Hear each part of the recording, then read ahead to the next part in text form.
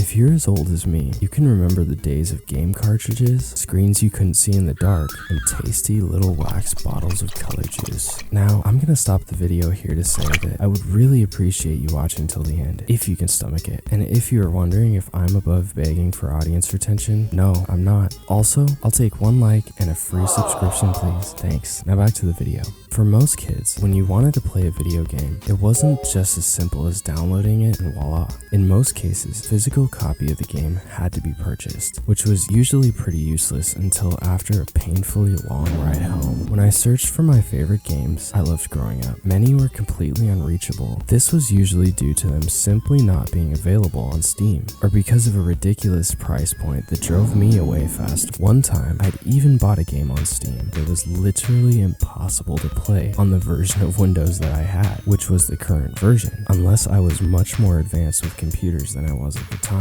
Of course, that sneaky little thought creeped in, being that I could simply Google that game download, which most people are aware is likely to produce the kind of garbage results that would cause any normal person to burn their hard drive. However, I found that there are, in fact, many sites that have actual legit downloads to the actual legit game files I was so ready to get my hands on. These include sites like CoolRoms or Old Games Download, where ROMs or even completely pre-installed games can be downloaded, extracted, and successfully ran either with the help of emulators or the right compatibility settings. It can actually be pretty easy to pull off, but is it legal? The short and long answers are no.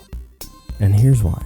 These long-lost programs, referred to as abandonware, are in most cases still under copyright. However, the owner either makes no effort to enforce the protections or can't. This is why many have deemed it okay or safe to play these kinds of agency-ducking games. But from a legal standpoint, it's a really not good idea. To put it simply, just because the owner of the software is abandoning it doesn't automatically make it public property for the taking. There's also that question of ethics. Is it okay to steal? You could still get sued, or much more scarily, become the target of an investigation if found to download or distribute this software without the consent from the owners. Interesting how the word consent is just so confusing to the gaming and streaming communities. Not really funny. A civil lawsuit could render you liable for thousands of dollars in damages, and the criminal charges that come with piracy could leave you with a felony record, up to $250,000 in fines, and up to 5 years in prison. To the average person, this would be simply devastating.